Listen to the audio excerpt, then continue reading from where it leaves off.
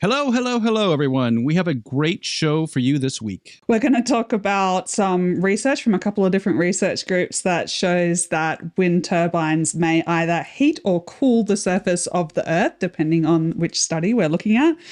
And then we're going to talk about $50 million that's been set aside by the US government to support floating offshore wind. And then we have a standoff in western Nebraska between nuclear missiles and wind turbines. And Rope Partners is now installing custom-formed turbine blade shields from Edge Solutions, a really interesting partnership. I'm Alan Hall, president of Weatherguard Lightning Tech, and I'm here with my good friend and blade expert, Rosemary Barnes, and my good friend from Wind Power Lab, Joel Saxum. And this is the Uptime Wind Energy Podcast. If you're a frequent listener to the podcast, please take a moment and give us a 5-star rating on your podcast platform.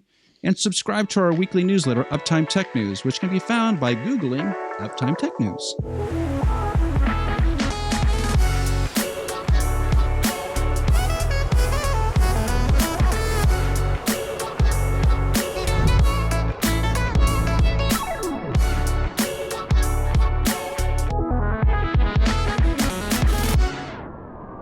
All right, Rosemary, do wind turbines heat the Earth?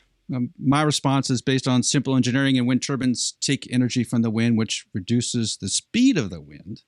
And the cooling effect from wind blowing across the prairie should be reduced.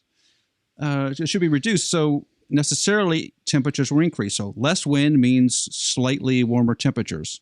That's my engineering take on it. However, wind farms may warm the Earth or they may cool the Earth. It depends on the specifics. So there's some really interesting research has just popped out from Harvard University.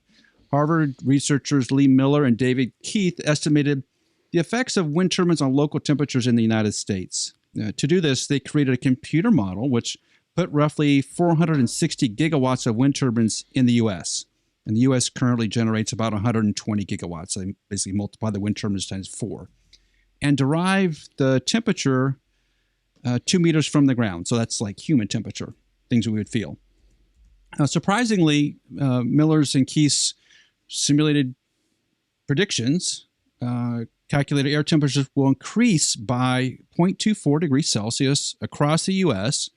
and a half a degree Celsius in the Midwest, where most of the wind turbines are found. That's an interesting result because I've seen varying numbers, and you always think that the temperature would rise a little bit, but a half a degree Celsius is something you could feel that, I think. Is that your opinion too? A half a degree, Rosemary, is something you could actually feel? Yeah, I think so. It's interesting, this one, because it's a question that I get asked a lot, and generally by people who are looking for, there's a big crowd of people who always want to find a reason why renewable energy is actually worse for the climate than fossil fuels, and so it's it's a pretty long bow to draw. The research is interesting. It's interesting to get contradictory results, and it's also interesting the way that the research is then reported in the media or on, targeted Facebook ads and stuff like that, because they make it sound like it's contributing to global warming. But I don't think that either research group is suggesting that this is actually changing the global temperatures. It's a surface temperature, and it's just, a mixing effect. Right. There's going to be less mixing between the layers, so it will feel warmer or cooler on the surface than it would have without the wind farms. I don't think I'm no climate scientist, but no energy is being created or destroyed from putting wind turbines on the ground. You're converting energy from one form to another. My intuition would be that your total temperature balance is not going to be affected if you look at the entire globe, the entire atmosphere. But, like I said, I'm not an atmospheric scientist. So yeah, let's see.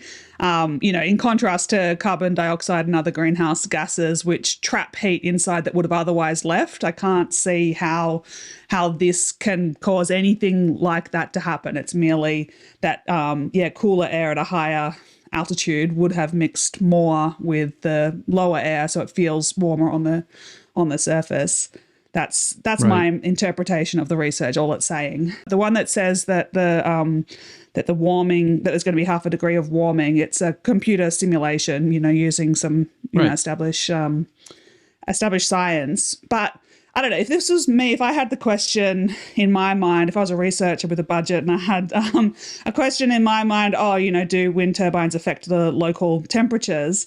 I would go out to a real wind farm with some, historical temperature data and measure, has it changed? You can use a reference point outside of the wind farm and then measure inside the wind farm and see if something has changed. And then I would choose that wind farm for my model so that then you get a validation at least of, how it works. Because it's just such a complex phenomenon, all this, mixing and climate models on a small scale are very difficult. It's a very difficult problem. I just think that the first step, the measuring and statistical analysis of historical temperature data and recent since a wind farm, seems like a much faster, cheaper way to answer the question. And I haven't seen anybody that's done that study, and I don't know why. There might be a really good reason why they think that that's not a good method to pursue, but as someone outside of the field, that's my big question. Why not measure and see what happens? Yeah, but so you're applying engineering logic to a scientific problem. That's what just happened there. Well, why don't you just go out and measure it? It's not particularly hard if you just put a thermometer out there for a summer. It'd be able to tell you what the temperature is 2 meters from the ground, and you have before and after measurements. You can measure in the middle of a wind farm, and then a couple of miles away, you could probably get roughly in the ballpark. You could probably, a half a degree Celsius is something you could probably measure, and that gets to my point of these two articles, because there's a second article here. The University of Delaware just finished another study about the East Coast ocean temperatures, because they're planning to put a bunch of wind turbines offshore, of course. And what Delaware is saying is that there is essentially no change in surface temperatures, that they're talking about maybe like 0.05 degrees Celsius difference, maybe slightly cooler, because offshore wind turbines are much taller, so they're not that close to the ground, so they won't affect, or not close to the ocean, so they won't affect temperatures at the surface. So the fish and the dolphins and the whales that are floating through the ocean won't feel anything different because the wind turbines are standing several hundred feet in the air versus, because they're 10 megawatt machines and up, but on the ground and onshore, we're at sort of 2-3 megawatts, which tend to be a lot closer. So it sounds like the only difference between these two studies is the size of the wind turbine. Like the taller you go, the less impact you have on the surface. But in any sort of scientific research like this, isn't your first response, Rosemary, is, it's probably not true?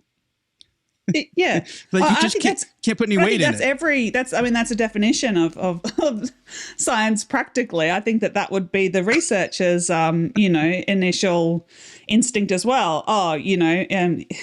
Is this true? What can I do how can I improve this model and try and disprove it? That's like the scientific method. I think the point here is every time we see one of these articles float about temperatures at the surface and something that's really exact, we all have to take it with a little bit of a grain of salt and say, it's probably not true. And there's a lot more information we need to go get before we can confirm it.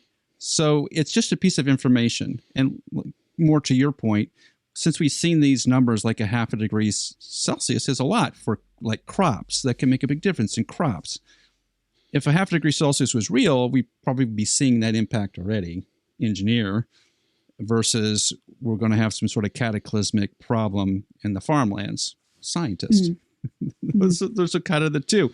And I always, when I read these and we get all kinds of them sent to us, I always say they're not true. They may be directionally true, partially true, but it's too early to tell. We're sort of in the fog of war of all this, and it's hard to say. So whether a wind turbine heats up the planet or cools the planet, don't really know yet. And more to Rosemary's point, we haven't really measured it actually. So maybe we should do some measurements first before we get all wound up about it. But I do think that it's not fair to say that it's a scientists that are saying, there's going to be this cataclysmic consequence of this. When you read the actual papers, they're always nuanced and have all the caveats in there. It's the journalists, sure, or maybe it's the press office from the university, or the journalists, or both, that are making these outrageous extrapolations. I got sent one today, another one about vertical axis wind turbine wake mixing. And, all Yes, I these saw articles one. and press releases, I cannot for the life of me find the actual research that they are referencing. How can you release a press release on an effect and then not link to the paper that said that? Because you've got Amen. no idea what their assumptions are, no idea if it's just total junk science or if there's they've actually done something new and worthwhile. Drives me nuts. It gets reported, everyone reports it because it's a sensational headline. I mean, this particular one I read, it was like, you can get 5 or more times the energy density from a vertical axis wind farm than a horizontal axis one. That's a sensational headline. Everyone reports it. I bet that they haven't read the paper either because it's so damn hard to find. I've emailed to try and get it. But I don't think that the problem lies with the research.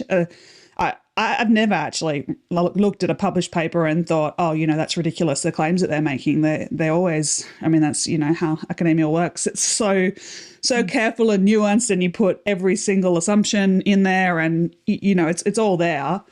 Sure. But it gets reported like it's something that it's not. And I would be very surprised if that very often had anything to do with the scientists that did the research. Well, that's why you went through 8 years of education, is so you could sort of figure out what's the wheat and what's the chaff.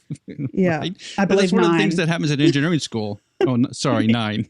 So you're double mine. Okay. Some of that was arts degree, philosophy degree. So, although that's probably the main thing that you learn in a philosophy degree is testing logic and that sort of thing. So it's definitely not irrelevant. Yeah.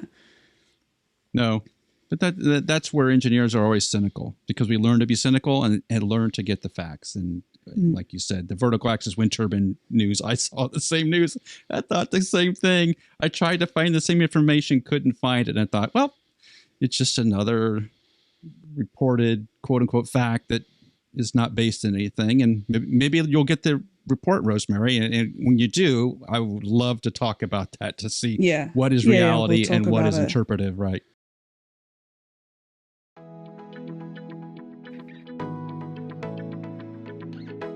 Ping Monitor is a continuous blade monitoring system which allows wind farm operators to stay ahead of maintenance. Wind techs can often hear damaged blades from the ground, but they can't continuously monitor all the turbines. They also can't calculate how bad the damage is or how fast it's propagating based on sound, but Ping can. Ping's acoustic system is being used on over 600 turbines worldwide. It allows operators to discover damage before it gets expensive and prioritize maintenance needs across their fleet, and it pays for itself the first time it identifies serious damage or saves you from doing an unnecessary visual inspection. Stop flying blind out there. Get Ping's ears on your turbines. Learn more at pingmonitor.co. The Biden administration has announced a series of goals for offshore wind. Now, they're calling it the floating offshore wind shot, and that's a trademark term to lower offshore wind costs by 70% by 2035 to $45 a megawatt hour. Now, as part of this effort, and the end goal, I guess the end goal is to get 15 gigawatts of floating wind out in the ocean by 2035. Seems like a pretty good goal. Now, that's coupled with some money that they're distributing to a variety of different places. The total sum of money is $50 million. And that $50 million in spending is going to be spread across 7 different programs. There's about $6.8 million going to optimizing floating platform technologies, $3 million to develop modeling tools for floating wind arrays, $1 million for a West Coast ports analysis, some undefined funds are going to a West Coast transmission analysis. $30 million is going to a program called ATLANTIS Did, which is devoted to floating wind. And then $1.5 million is going to environmental research for bats off the west coast of California.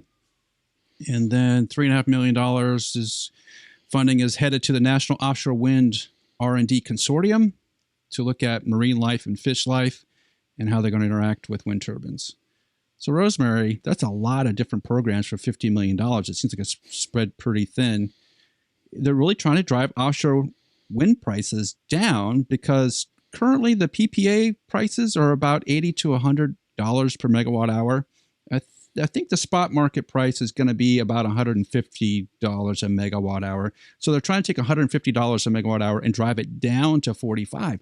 70% reduction in anything is massive. Is $50 million even a realistic amount to drop it 10%? 15%? It seems like so little to make an impact there. I think we'll have trouble teasing out what the impact of this was, but I won't be at all surprised to see drops of 70% because floating offshore wind is very new now. There's only a couple of operational wind farms, floating offshore wind farms today, and a couple more in development. So it's definitely going to drop that much over the next, 13 years. I mean, it'll drop more than that. Yeah, I'm pretty sure. If you look at any of the curves for any other renewable technology or energy storage, the drops are much bigger than that. So I don't think the problem is their goal. It's one of those. It's a great political goal because something is going to happen anyway, and you can be like, yeah, we did that. So it's good in that sense. But yeah, how is the money being spent? It's interesting because floating offshore, there's a ton of startup companies, floating offshore companies, and the very vast majority that I know of, I can't think of any. Maybe I'm wrong. Maybe there's one or two, but I can't think of any established companies, like startups that have been in the space for years already from the US. They're all Europe or there's a Middle Eastern one that I know as well. Yeah, so it's an interesting kind of turning of the tables where you've got the US government that's funding this technology and Europe is the one that's let capitalism, take care of it. So that's a bit different to how you might, normally expect things to go. That's a different viewpoint for sure. Yes. Yeah. But I think, any new technology, floating offshore, I think it's definitely something with potential. And I think that we are going to need it to get, the expansion in wind generation capacity that we need. And there's a lot of potential, especially in the US where your onshore wind is really kind of concentrated in one spot with one weather system. It's not a very diverse resource. And so offshore wind is going to be a lot more valuable in terms of, it's generating at times when there aren't a lot of other renewables in the system. And then floating offshore can help even more with that. So I think it will be okay that the price probably will never get cheaper than onshore wind. But I think that will be okay because, it'll be so much more valuable to be, providing energy at a time when solar and onshore wind isn't available. So I think that, the government coming in the early days and supporting projects can really help to bring costs down fast. Because, the cost of a technology, it's usually related to, the volume of it. Every time you double the volume of a product made, you get, a fixed decrease in the cost. And in the early days, it's not that many more units that you need to double. If you've only got, three floating offshore wind farms in the world, you only need another 3 to double it, but in 10 years' time, you're going to, need hundreds or, maybe thousands. So makes sense to get in at this early stage. That's the time when government could affect things and, get the price point down to a level where it is commercially interesting or at least nearly commercially interesting. And then once you get to that point, that's when it really rapidly starts to take off. And, the government can't and shouldn't do anything at that point when you've got a commercially viable product. So, yeah, I think it makes sense. Most of the money, $31 million, is for Atlantis too. And this is the most American thing ever. When I lived in the US for a year, I did a year of my degree at UC Davis. I had to learn to speak in acronyms, to figure out what you guys are talking about. Americans love acronyms. That's what I learned. And Atlantis too is an acronym. It's aerodynamic turbines, lighter and afloat with nautical technologies and integrated servo control.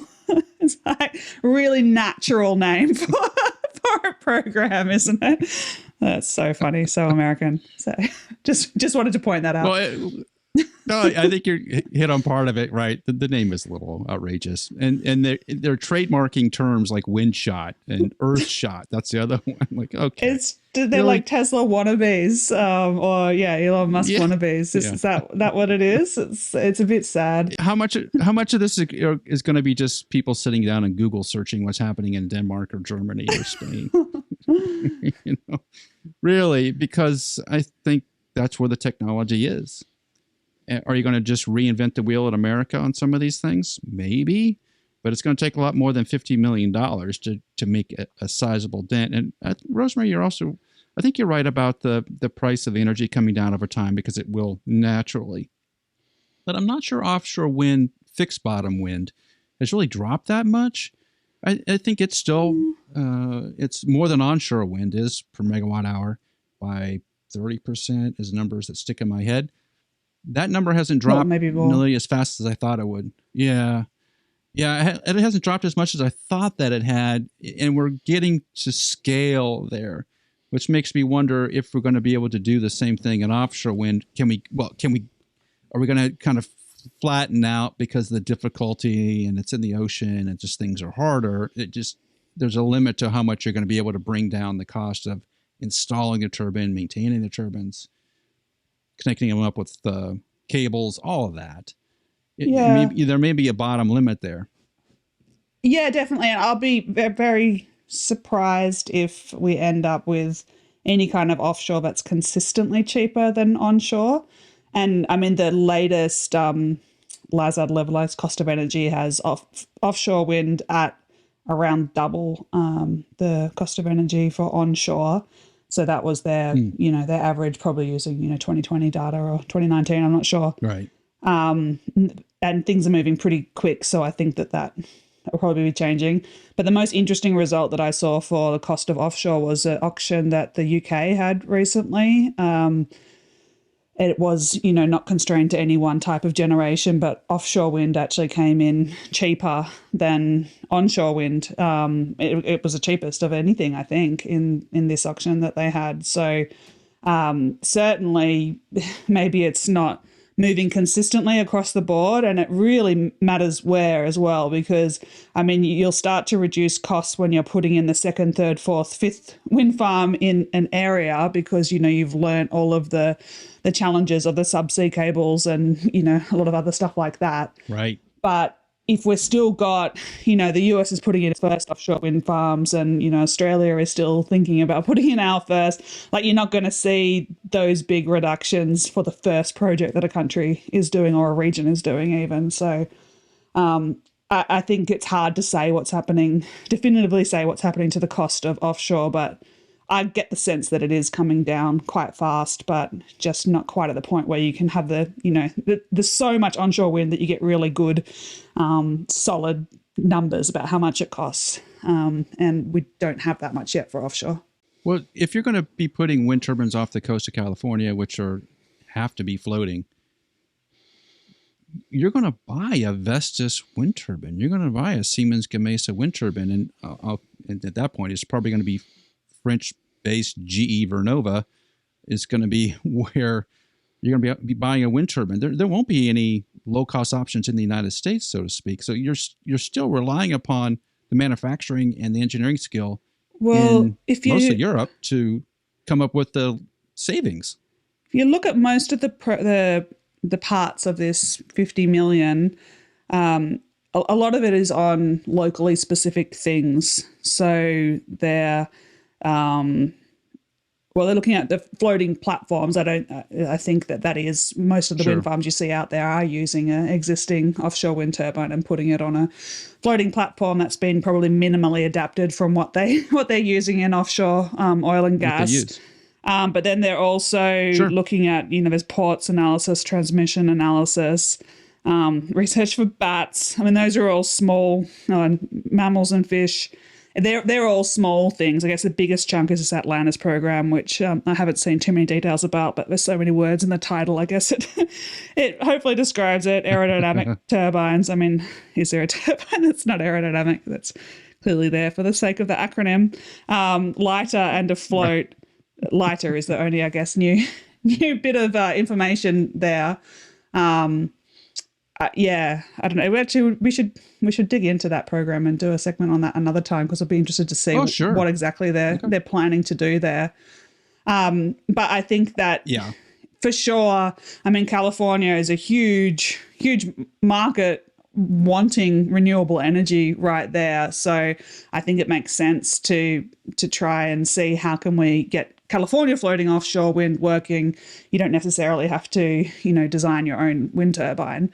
But yeah, just get the conditions right to roll it out as fast as possible, even using someone else's technology. That in itself will, help drive down prices, because, once you've figured out the first projects, then that's a lot of logistical and technical challenges that you don't have to solve again, and you can roll out gigawatts, just in that one small space. So, yeah, I think it makes sense. Very true. I'll ask you a question about bats and see if you know the answer, because I went down this little research hole about bats, because there's been studies off the east coast of the United States of how far bats will travel off land. Can you take a rough guess? I'll put it in kilometers, so I'll put it in Australian for you. Just take a wild stab at how far bats have been detected from land masses. Well, it's obviously going to be more than I'm expecting. If I wasn't primed to, exaggerate my instinct, then I would have said a few hundred meters, because as far as I know, like, Australian bats eat fruit and they eat insects. Yes. I didn't know any bats that ate fish or anything, so I can't see why they would want to go kilometers offshore. But that's what you're going to tell me. It's kilometers, right? 126 kilometers is what I read. What are they doing out there? What kind of bats? I don't know. Are they bats that eat fish? I can find out. Because there was a study done by the Department of Energy a couple of years ago, like 2014, 2015, looking towards offshore wind off the coast of New York and Massachusetts and whatnot. So they had done a study, and they put sensors on boats as they travel along, and they had the little radar ultrasound detecting unit, so they knew when a bat was around. They detected bats 126 kilometers offshore, and I thought, that cannot be. That's a long way. Isn't that roughly like 80 miles from civilization? The bats are the most inefficient flying creatures that have to inhabit the earth, besides like ostriches. They're close to that level of flight. To go that far, it sounds crazy, unless they're hanging around boats and on the shipping lanes. They're hopping ship to ship and just eating whatever's around. But are there mosquitoes 100 kilometers offshore? God, I'd hope not. No, that's weird. It seems weird. I'm glad that you brought that up, because it did, when I read that out, that there's $1.6 million for environmental research for bats off the West Coast. I thought, I don't know if you need $1.6 million to answer that question, because surely there's not going to be bats flying around these offshore wind farms. But yeah, so apparently there are. There are. I guess once you plant something physical in the ocean, that some brave bat will make their way out there and must tell all his bat friends that there's a nice place in the ocean to hang out, because it seems to be a problem. Weird. It's the bizarrest thing. So we'll have to bring it up in a subsequent episode. I'll find that research and bring it back out, because I had no clue. I said, there's no chance. What are we even doing this research for? Because there's no chance of bats out that far. Absolutely, they're flying all over the place. So more interesting bat news. Dateline, Banner County, Nebraska. Banner County is in the western panhandle of Nebraska. The grassy plains of Wyoming and the mountains of Colorado are just immediately to the west. And Banner County is a wheat and cattle country with a total population of 645 proud residents. Banner County is also one of the prime spots for wind in America. Shocker. Wind companies have been courting farmers in the county for more than 15 years. In fact, energy companies have already leased 150,000 acres of prime wind real estate. And WindEnergy has already poured several concrete pads for turbines there, except no wind turbines are in Banner County, because Banner County is also the home to another large industry, the U.S. Air Force. So back in the 1960s, during the Cold War, nuclear missile silos were placed in western Nebraska and Wyoming, Colorado.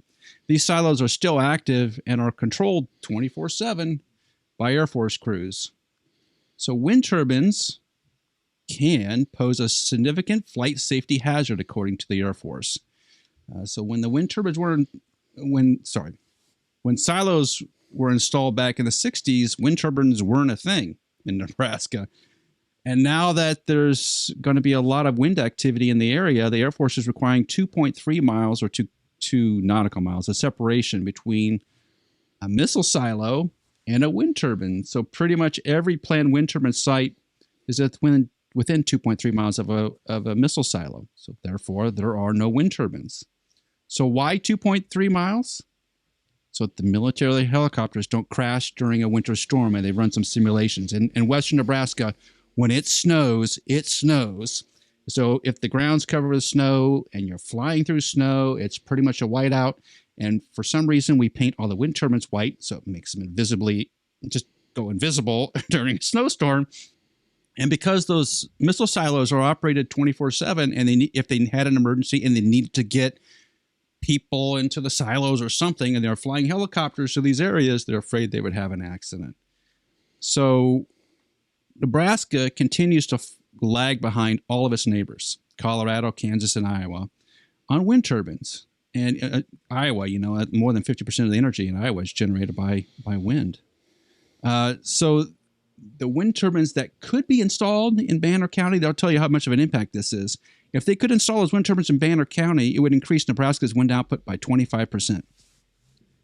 That's a lot. So there is essentially no wind turbines in Nebraska, very few places. And Rosemary and Joel, one of the interesting things about this news article just was really focused on nuclear missile silos in the Air Force and why there's no wind turbines there. They also mentioned that production tax credits didn't apply to public entities. In Nebraska, the energy companies are co-ops. They're publicly owned. And the point of a co-op in Nebraska is to have the lowest energy prices as you can. So the energy prices in Nebraska are much lower than they are in, say, Massachusetts. But also they weren't able to go out and get production tax credits. So they didn't put wind turbines out there because it didn't make financial sense. All the energy companies were cooperative, basically a quasi-public entity that couldn't apply for production tax credit. So when you drive across Nebraska, you can look to your left, if you're going east to west, look to your south, and you can see wind turbines on the other side. You can't see them in Nebraska. So this great wind resource is essentially free of wind turbines. Going to Iowa, wind turbines all over the place. Going to Kansas, wind turbines literally all over the place. You cross into Wyoming and Colorado, there's wind turbines right on the border. So this is one of the frustrating things about wind energy in America, that when a national body like the Air Force puts limitations in, it really constrains what the states can do dramatically. Now, I understand the need for missile silos. I understand the need to get Air Force people in and out of there on helicopters when they need to be. All that's cool with me. But there's got to be a middle ground somewhere. It seems like in today's world, Rosemary, don't we know where wind turbines are located? They're not moving objects, right? And in today's flight world, you know where obstacles are. All the wind turbines are put into a database. We know where they are. Do we need 2 miles of separation? Is that really a thing? Yeah, I guess, it's not probably anything to do with the wind turbines, because wind turbines, if it's a really bad storm with really strong winds, then they would probably be shut down anyway. And you certainly could set a threshold or some sort of, alert that shut all the turbines down. So I guess the issue is that these helicopters can't pinpoint where they're going to land within 2.3 miles. It seems a lot, but I'm not a helicopter pilot. So, I guess the only solution would be around the military agreeing to reduce that limit. I Could you paint the wind turbines red, orange, something? Could you put the flashing red lights on top so we knew they were there? It seems like those obvious things that could be done to alleviate this. I'm guessing, it's a really extreme. They're thinking of worst case scenario, that they're trying to land a helicopter and then a gust of wind just blows them, somewhere they didn't intend to go. And then, it isn't going to matter if you've got a light or a yellow wind turbine, because you're not in control of where the helicopter's going anyway. But right. Yeah, it seems unnecessarily cautious to me, but what do I know? I'm not a not a military helicopter pilot, so I don't want to discredit their skills or anything. I can't fly a helicopter at all, let alone land it in a storm like that. So, I've never been in a helicopter, Joel, actually. I'm never in my life. I'm waiting for electric helicopters so I can go heli skiing in Alaska. No and no. As the airplane engineer representative on this podcast, no. No, it's never going to happen. Well, I just can't justify, my boyfriend spent a season heli skiing in Alaska and I'm super jealous, but it's just, I'm not one to shame people about their, carbon emissions. And I do plenty of things that are, climate hypocritical, but just, going up in a helicopter every day just to ski down a mountain seems particularly frivolous way to release emissions into the atmosphere. So I'm holding out for that electric helicopter. I just can't believe that you're telling me I'm wasting my time. I mean, they exist, right? There's plenty of test flights of almost. Yeah. So, I mean, if I get rich enough, then maybe it won't be cost effective, but I could still do it, right? I just need to become a billionaire. You're going to need Bezos level of money. Bezos or Oprah level of money to really get around those things. Maybe one of the in fact, maybe one of these electric helicopter companies wants to sponsor Engineering with Rosie video where they let me go heli skiing in one of their electric helicopters. Get in touch. Yeah, I'm all for it. But I'm just this is not my top 10 things to go do. Having been on a lot of airplanes in my lifetime. Joel, hey, I want to talk to you about sort of the lack of wind in certain places, wind energy in certain places. And it seems to be state by state. And it does seem like Nebraska has been left out of the wind energy growth spurt that happened over the last 10-ish years. Why is the federal government, if they're pushing so hard for offshore wind, looking for the easy wins? Where there's a lot of wind and it's just not being accessed, or they're just not taking the barriers down. Something that if the president told the Air Force, hey, it's not going to be 2 kilometers or 2 nautical miles, it's going to be 1 nautical mile. Okay, can you make it work, guys? The answer is probably yes, sir. Sure, we can make that work. And then both sides win. Yeah, I think that if you look at the way some maps read, so I'm a mapper by trade a long time ago, so I'm really interested in them. And the other day I was looking at one of cell phone coverage in the United States, and I believe it was actually Nebraska that has like a big 5G hole in like the whole state.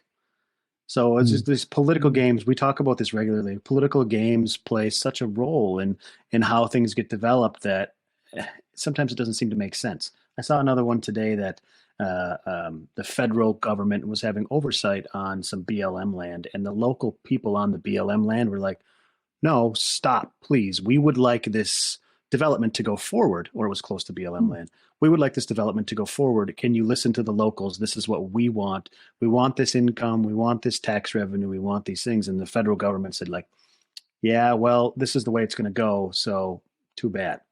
And to me, that's just, governmental overreach when, the way the U.S. is set up, the states are supposed to have a little bit more say in what goes on within the states than the feds kind of step in.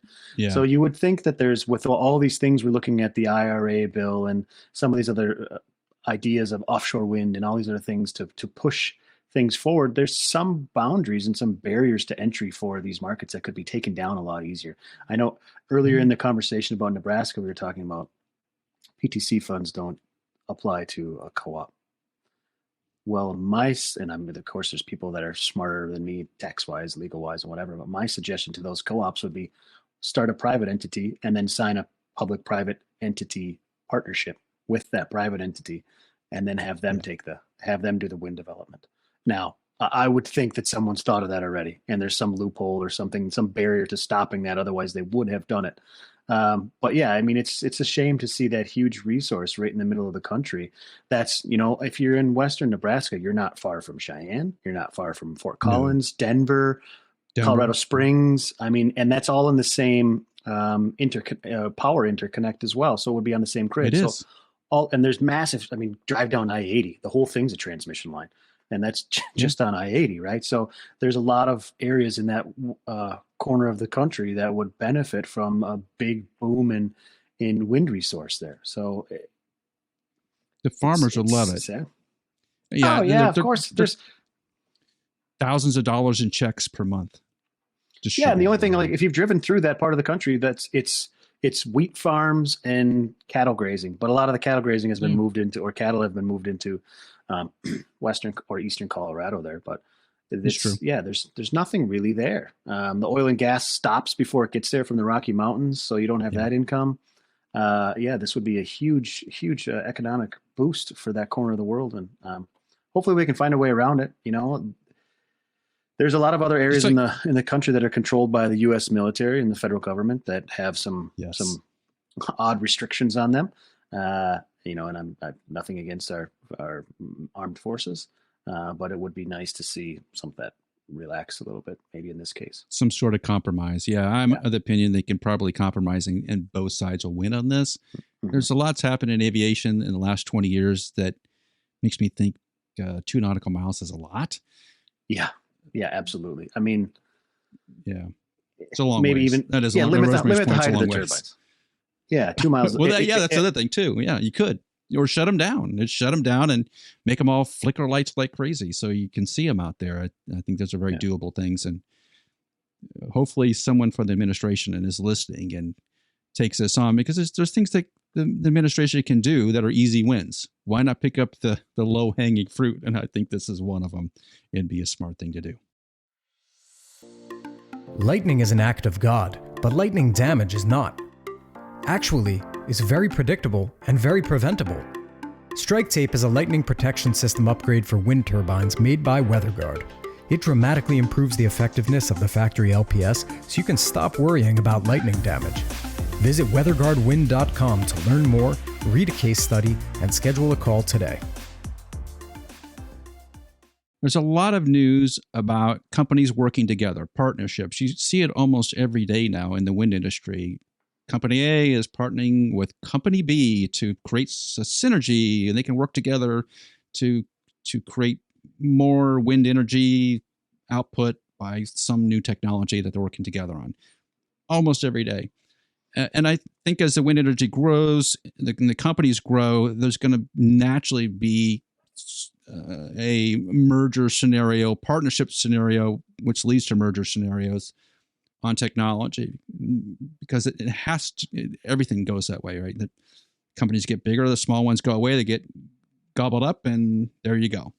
Well, a bigger player, which is Rope Partner, is now working with Edge Solutions. So Edge Solutions is a Scottish company, if you haven't heard of it before. And I had somebody ask me on a chat the other day about leading edge protection, and these guys came up. So Edge Solutions is is a Scottish company, and they create these thermoplastic shells. They're called Armor Edge, and they have shown a really high resistance to rain erosion. And a recent study from the UK's ORE Catapult estimated that the shells could have an operational lifetime of 50 years. So, Rosemary, have you ever designed a wind turbine to last 50 years? It seems like a really long time for a wind turbine. Maybe 15, 20 is probably your prime spot for lifetimes, right? It's always more than 20. It's 20 to 30, maybe a little bit more is kind of where we've ended up. But that's one of the tricks that every startup that you see that's promising, dramatically decreased levelized cost of energy, it's because they're claiming a 50-year lifetime for something that they've never even built a prototype for. So that's a good trick to make your project sound very, very economically attractive. But I mean, you could design at least most components in a wind turbine. You could easily design to last that long if you wanted to. I mean, in the case of a blade, which is what I know the best, you just need to, add more material, make it a bit stronger so that the fatigue lifetime is going to be long enough. You reduce deflections enough, right, then it will last that long. But it costs more, and if you think back 50 years, I mean, I visited the longest operating wind turbine in the world. It's in Tvin, Denmark. It's something that was built in the 70s. I think it's a megawatt. It's actually huge for for its time.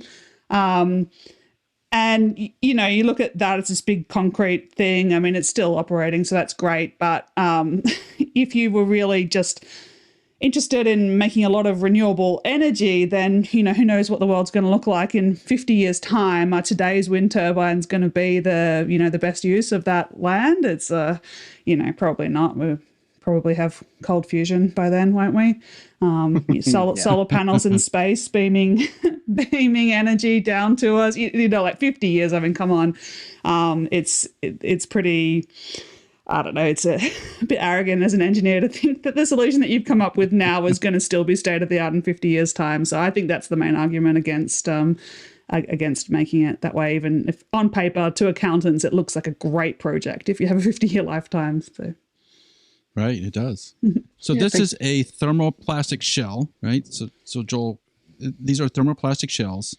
So they're custom molded, and they're using a customized mix from Ineos's Styrolutions plastic. It's actually called Luran, LURAN-SC. So the plastic's Luran-SC, and they're just hard molding these shells that then get stuck onto the wind turbine. So you want to describe sort of the process in which they get applied to a leading edge? Yeah, absolutely. And that's the big thing in leading edge protection right now is the application. Because there's quite a few players out there, right? Like if you're into operations and maintenance or you deal with blades regularly, you know the leading edge protection tapes, you know the leading edge protection coatings. You have more than likely heard of Polytech or Polytech's L shells or GE's, what does GE call theirs? Pro Edge or something, or LMs with Pro Edge. But they're hard shells that go over the blade. So one of the, I think is, my memory serves me correctly, is Edge Solutions was building theirs. They're Scottish, right? So it's all about offshore wind. And offshore wind, of course, in that sea spray and the salt spray, like the leading edges get beat up. Just simply, they don't last as long as they do on shore, say, in Oklahoma or something. So the part of them was, if that 50-year time is to make them thicker. Now, our good friends at Power Curve can tell us if they're too thick, you're going to end up changing the aerodynamics of the blade, and that's not a good thing. So what I believe they've done here with Edge Solutions is you have to do a little bit of actual grinding to fit the blade. So as the other solutions that are hard shells have been, you have to tell them, I have a Texas 37C 37 meter blade. This is the design, and they custom make the shells for it. So if they custom make the shells for these as well, they custom make them so that they don't actually have that like step lip if you were just to put a shell over the top of the leading edge. Sure. Because that would create that bit of cavitation there, and then you mess up your CFD model. So you actually kind of grind and cut them in and install them. So again, like any leading edge protection system, you've heard war stories. It's not necessarily leading edge protection that the problem is, or the product. It's the installation, right? If you're putting tape on and you have a little bit of pitting or chipping or something in the leading edge, and it's not just 100% perfect, you can get that bit of drum skin in there when the wind hits it, and all of a sudden it rips open, tears off. Same thing with coatings. Same thing with the Polytech shells. I've heard some story it's nothing against Polytech. Polytech makes a great product, but if they're not installed correctly, the correct adhesive, the correct humidity, the correct blade prep, you can come back 6 months later and you can see Polytech shells laying around in the field. Again, nothing against Polytech. They make a great product, but installation is the tough thing. And you're starting to see some more of these people. You need to be trained by Polytech now to put these on by their actual company, and that's a great way to move forward. So I like the idea of these two getting together, Edge Solutions and Rope Partner, because Edge Solutions can bring the Rope Partner people or however they want to do it, but train them specifically.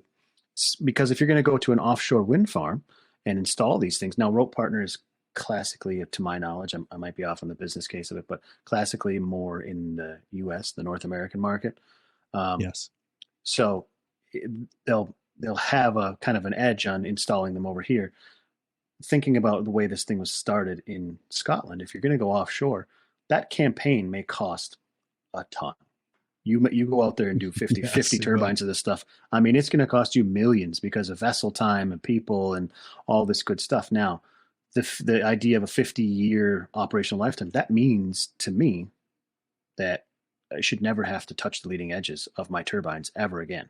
So the return on investment is there. It may not be for 5, 6, 8, 10 years, but it's there for the lifetime of the wind farm. So I think you're going to see more and more of these solutions these hard shell solutions for LEP come to fruition in high erosion areas. I know, if you look down along the coast of Texas, there's turbines within a couple 100 meters of the water.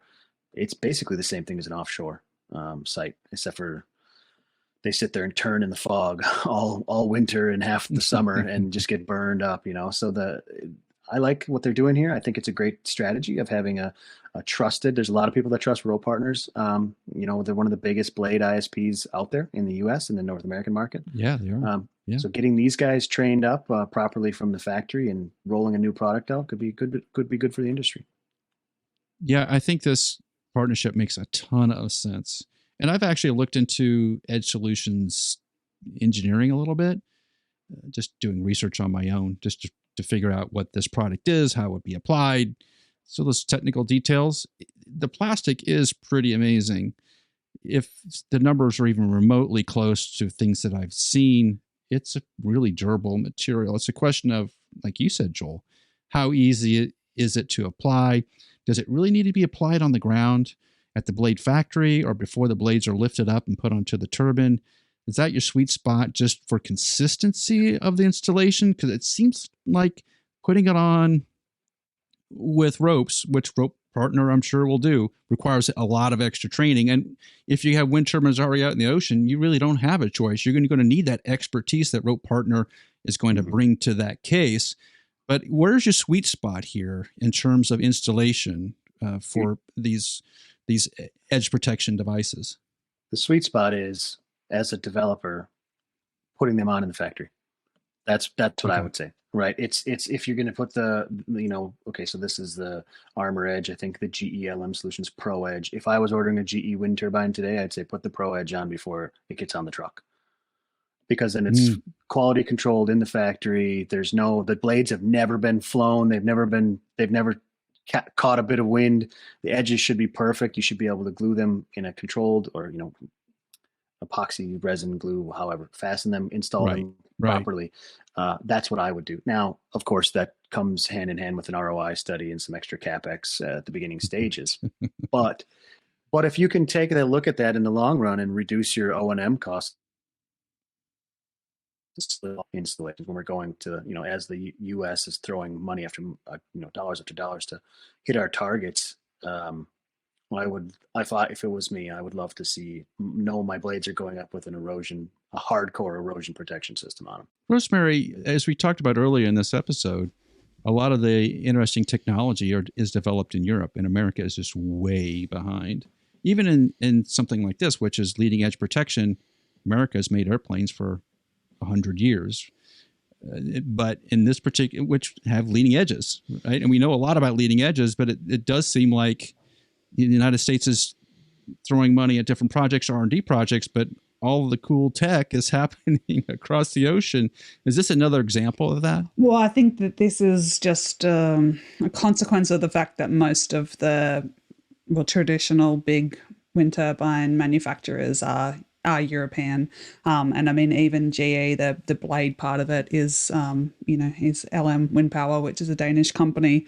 And so aeroplane wing and a wind turbine blade aren't exactly the same. And I think that the wind turbine has the more challenging leading edge erosion conditions. And it varies from location to location. I mean, Scotland, even onshore, I know that they just have something about the rain in Scotland just erodes leading edges, wind turbine leading edges like butter. So, there's probably more incentive to come up with solutions there. So I think that's the reason. I think, the US innovation ecosystem is set up to solve problems like this. But if you don't have the companies that have the problem, then how would you have come up with a solution? I think it's as simple as that. I think it rolls back to what we talked about last week with the, when we looked at the curve of once PTC funds run out, the effort isn't there to keep these things running as smoothly as they should. Yeah. So we need to talk about that in depth later on, because I found that, one of the annual reports recently just showed the availability of wind farms in the US, and after 10 years, it really drops off a cliff. It's too abrupt to be a technical, like a engineering maintenance kind of thing. It's got to have some sort of human cause, a drop like that. So we've got to talk about that sometime in depth. So Rosemary's talking about a wind turbine field of dreams. If you build it, they will come. And all the support companies will come once we start building wind turbines in America. I think all the support industries will start to develop relatively quickly, like they have in Europe. That's a really good example, Rosemary, and I agree with that analysis. Hard to be a follower, though. Once there's already so many companies with the expertise somewhere else and the cheap solutions. They've already paid back their research budget. So yeah, definitely something to be said for getting in on the next industry. So that floating offshore money is maybe that's the right industry to be trying to develop those sort of supporting industries, because that's not established yet anywhere. Right. You do raise a good point. I agree with you. That's open landscape right now. And if the United States wanted to get after that market, much like China has, China went after that hard about 2 years ago. And they are really far ahead of everybody in terms of deployments, technology, growth in that industry. But they did the same thing. If you build it, they will come. Basically, they put cash out there and said, hey, we're going to pay you a tremendous amount of money to create power with floating and offshore wind, fixed bottom wind, and just let the industries go. Now, there's a more of a governmental intervention than there is in America. But if the incentives are there, much like with PTC, the American companies and international companies will step up and fill in that void. That's what we've seen. That's going to do it for this week's Uptime Wind Energy podcast. Thanks for listening. Please take a moment and give us a 5-star rating on your podcast platform. Be sure to subscribe in the show notes below to Uptime Tech News, our weekly newsletter, as well as Rosemary's YouTube channel, Engineering with Rosie. And we'll see you here next week on the Uptime Wind Energy podcast.